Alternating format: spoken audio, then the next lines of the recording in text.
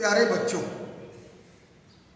अब मैं कक्षा 12 जीव विज्ञान के द्वितीय अध्याय पुष्पी पादपों में लैंगिक जनन शुरू करने जा रहा हूँ। Sexual reproduction in flowering plants. इसके पहले मैं आपको लैंगिक जनन के बारे में बता चुका हूँ। लैंगिक जनन का मतलब विपरीत लिंग से आपस में कनेक्ट करके संतानोत्पत्ति करना। इसके लिए आवश्यक है कि उसके नर और मादा दोनों भाग अलग अलग हों। मैं पुष्पी पादपों में यहाँ पर देखो एक फ्लावरिंग प्लांट्स का आपको चित्रीय निरूपण है। इस पुष्पी पादप में जब इसको आप खड़ा काटोगे तो इस पुष्प के निचले भाग से चलो, देखो जहाँ से आधार होता है पुष्प का, उस आधार में जिस आधार भाग से ये लगा होता है पुष्प, उसे हम पेडिसल कहते हैं। हिंदी में इसे पुष्प वृंत के नाम से जाना जाता है। ये भाग पुष्प वृंत, जहाँ से पुष्प कहीं भी किसी पौधे से निकलता है, लगा रहता है। अब इसके ऊपर जरा देखो, पुष्प वृंत के ऊपर काट में आपको एक गोल आकृति से दिखाई दे रही होगी बीच में, इसका नाम होता है पुष्पासन। इसे अंग्रेजी में हम थैलेमस कहते हैं, हिंदी में इसे पुष्पासन के नाम से जानते हैं। यहाँ पर लिखा है थैलेमस यानी पुष्पासन। तो ये भाग आपका हो गया पुष्पासन, और इस पुष्पासन के भाग से पुष्प के सारे अंग, सारे भाग निकले होते हैं। मैं आपको बता रहा हूँ, ये पुष्पासन का पहला भाग, पुष्पासन से निकलने वाला आपके पुष्प का पहला भाग सेपल।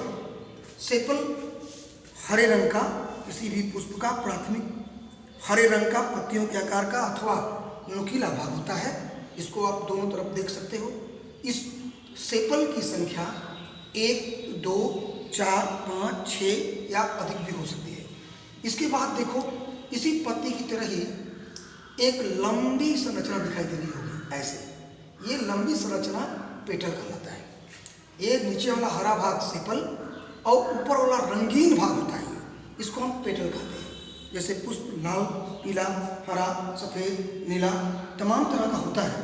तो जो पुष्प का रंग होता है वो उसकी पंखुड़ी से ही समझ में आता है। तो ये पेटल जो है उसकी पंखुड़ी हो गई, पुष्प का पंखुड़ी, यानी जो उसका कलर प्रदान करता है, रंग देता है। तो दो चीज़ तो हो गया, सेपल, पेटल, और दोनों ही निकल कहाँ से रहे हैं? थैलेमस से, यानी पुष्पासन से। पुष्पासन से पुष्प के दो अंग, पहले सेपल फिर पेटल। सेपल को हिंदी में वाह्य दल कहते हैं और पेटल को हिंदी में दल कहते हैं। अब हम बता दें कि सेपल 1, 2, 3, 4, 5, 6 भी हो सकते हैं। तो जब सभी सेपल को सामूहिक रूप से देखोगे, मिलाओगे, तो इसे कहा जाएगा कैलिक्स। कैलिक्स यानी वाह्य दल पुंज। जब एक रहेगा तो सेपल, और जब कई सेपल मिल जाएंगे तो कैलिक्स बन जाएगा। तो सेपल के समूह को क्या कहा जाएगा? कैलिक्स। और फिर इसके ऊपर जब ऐसे ही पेटल, एक देखो ये पंखुड़ी है, किसी एक पंखुड़ी को हम क्या करते हैं? पेटल। और पेटल इधर भी होगा, उधर भी होगा, बाएं दाएं चारों तरफ हो सकते हैं, अधिक संख्या हो सकती है। तो सारे पेटल को मिला दो, तो सभी पेटल को मिलाएंगे तो करोड़ा कहा जाएगा। यानी सेपल के समूह को कैलिक्स और पेटल के समूह को करोड़ा कहा जाता है। तो ये हो गया आपका पुष्प का दो भाग, कैलिक्स और करोड़ा। अब हम आते हैं पुष्प के तीसरे भाग। देखो यहाँ से एक बिल्कुल सीधा सा रचना ऐसे गई हुई है, थोड़ा सा मुड़ी हुई, और इस रचना के इस फिलामेंटस स्ट्रक्चर है ये, फिलामेंट की तरह। और उसके ऊपर जरा देखो, यहाँ पर बाइलोब्ड, उसके ऊपर पर लग रहा है कैप्सूल की तरह कुछ रखा हुआ है। ये जो कैप्सूल की तरह रखा हुआ भाग देख रहे हो, एक्चुअली ये एंथर होता है, इसे आप लोग परागकण कहते हैं। तो ये जो फिलामेंट है, इस फिलामेंट के ऊपर लगने वाला परागकण, इन दोनों को अगर मिला दिया जाए तो दोनों को मिला करके कहते हैं स्टामेन। और यही स्टामेन किसी भी पुष्प का नर भाग होता है। किसी पुष्प का नर भाग, किसी पुष्प का नर भाग क्या होता है?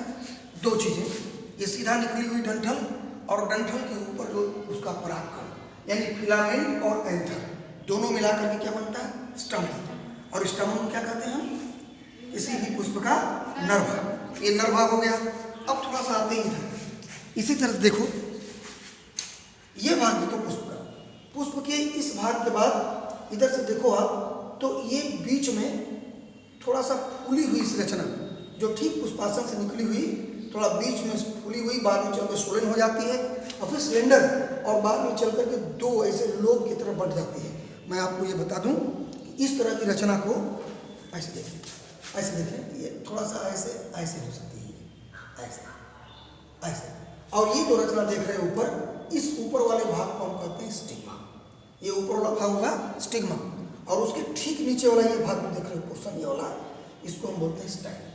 तो ये स्टिग्मा और ये स्टाइल, और उस स्टाइल के नीचे जैसे सुराही की गर्दन होती है वैसे ही नीचे आओगे तो फूला हुआ भाग मिलेगा। ये ओवरी वाला पार्ट है। इसी ओवरी वाले पार्ट में आप यहाँ देखो, काटने के बाद आपको ओव्यूल दिखाई दे रहे हैं, और इस ओव्यूल के बीच में ये भाग, ये आपका प्लेसेंटा होता है, आधार होता है। अब हम आते हैं पुष्प के निम्नलिखित भागों को थोड़ा सा एक तरफ करके समझ लेते हैं। पुष्प के निम्नलिखित भाग है। अगर पुष्प के भाग को आप ध्यान से देखें तो यहाँ पर ब्लैक बोर्ड पर हमने दो भागों में से बांट दिया है। यानी पुष्प के प्रमुख दो भाग कौन कौन से हो सकते हैं?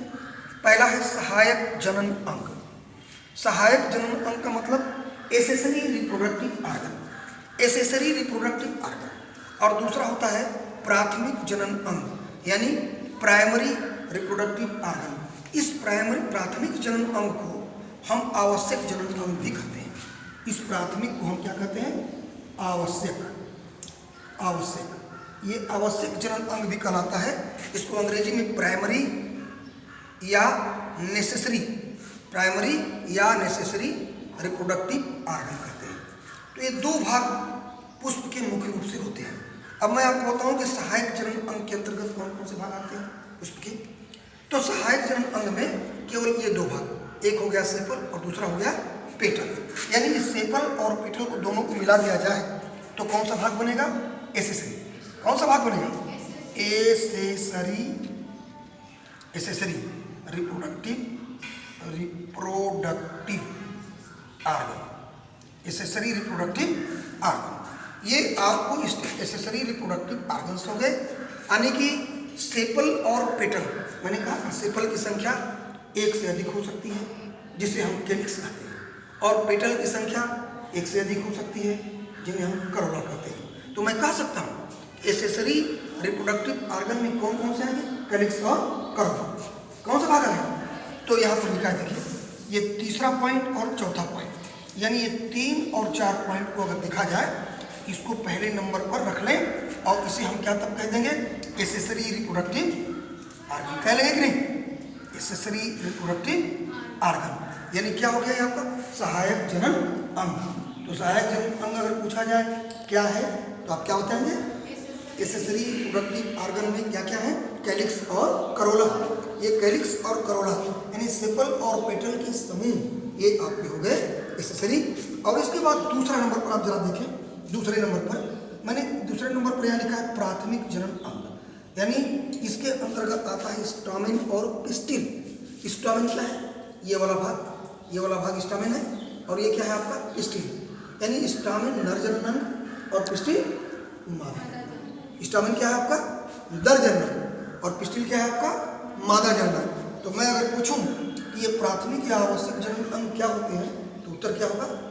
उत्तर होगा आपका स्टामेन और पिस्टिल, यानी नर जननांग और मादा जननांग। प्यारे बच्चों, ये आपके पुष्प के मुख्य दो भाग हैं, यानी इसको आप कैलिक्स करोला को आप एसेसरी आर्गन, और इसके बाद नीचे आ जाइए आप एंड्रोसियम और गाइनोसियम, ये भाग जो देख रहे हैं इसको हम क्या कहते हैं? नेसेसरी या प्राइमरी। नेसेसरी या प्राइमरी रिप्रोडक्टिव आर्गन। इस प्रकार से आप पुष्प को इतने भागों में बांट सकते हैं। एक बात और आपको बताना है पुष्प के बारे में। पुष्प का एक भाग और है पेरियंथ। ये पेरियंथ क्या है? जिसको हम परिदल पुंज कहते हैं। इस पेरियंथ में कैलिक्स और करोला दोनों आपस में समन्वित रूप से मिल जाते हैं। जब वो अलग अलग होते हैं तो कैलिक्स और करोला कहलाते हैं। यानी सेपल और पेटल जब अलग अलग हैं तो सेपल और पेटल हो गए। इसके समूह को आपने क्या कहा? इसके समूह को आपने क्या कहा? कैलिक्स। और इसके समूह को क्या कहा? करोला। यानी कैलिक्स और करोला। तो ये कैलिक्स और करोला जब पहचान में आते हैं तो अलग अलग होंगे, लेकिन जब दोनों मिलकर के एक रचना बना लेते हैं तो वही रचना आपकी क्या कहलाएगी? वो है परिदल कुंज या पेरियंथ। तो पेरियंथ में ये हो गया। मैं आपको थोड़ा सा इसे ऐसे डिफाइन करना चाहूँगा कि flower, sexual reproduction in flowering plants. Flower, if you cut a section of flower, then you will find several parts of the flower. Number one, pedicel, which is the pedicel is the part which originates from any base branch, and then it begins from thalamus. Thalamus is the real base of the flowering of the plants. So flowering begins from thalamus. The first part of the flower is sepal. Sepal means sepal is green leaf-like structure, begins very primarily from the very beginning of the pedicel. Then the second one is petal. It is known, the group of the sepal is known as calyx, and the group of the petal is known as corolla. Sepal and petal, and both the parts sepal and petal commonly known as accessory reproductive organ. Commonly known as accessory reproductive organ. And then the next part is reproductive organ. Reproductive organs means, no, this is a filament, and in the anterior portion of the filament, a capsule or tube-like structure situated entirely typical on top of the filament. Both the parts are commonly known as stamen, and this is the male part of the flower. So what is the main part of flower?